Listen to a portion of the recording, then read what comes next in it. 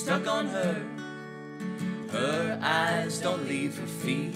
No No Boy is a multimedia storytelling project, basically, that combines research into Asian American histories, really beginning with Japanese American internment, but it is now a much wider project.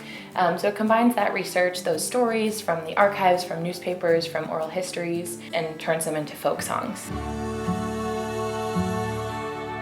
Oh, no, no, boy. I think when I was growing up, I remember talking with my dad and my family, and I remember hearing this word Heart Mountain thrown around, not really understanding what it meant, but knowing that my grandmother had been in a camp during World War II.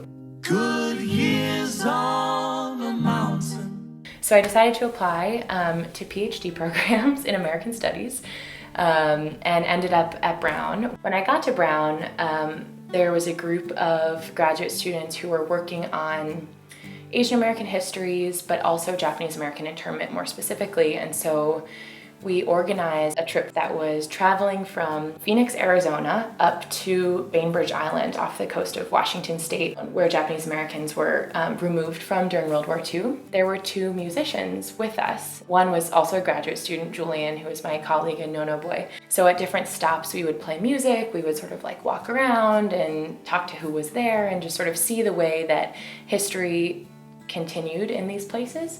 And so Julian and I started kind of singing together. Julian had started writing songs based on oral histories and research that he'd done. Instructions to all persons of Japanese ancestry. When Julian and I got back to Brown or we started school, we kind of just kept going. It was a really special way to tell these histories in a way that brought people in. We went on tour last fall and traveled around the country for about 8 weeks. And it was a way of just trying to sort of break down what people think of when they hear the term Asian American or Asian American history.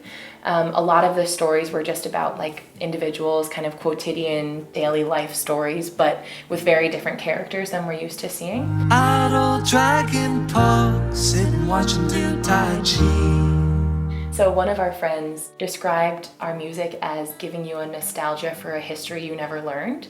So it was like a way that these songs felt so familiar, but then the histories were completely unfamiliar. That sort of uncomfortable, jarring feeling was sort of what we were going for through a lot of these stories. So we'd sing songs about kids falling in love in internment camps. So that kind of familiar love story, but in a really unfamiliar setting in a lot of ways. But as a way of being like, this is what history is. It's really messy. There's no sort of happy, clear ending. And we just sort of would lay out these stories for people and let them sort of make their own connections. And No No Boy kind of provided this really wonderful way of experimenting with some of those ideas.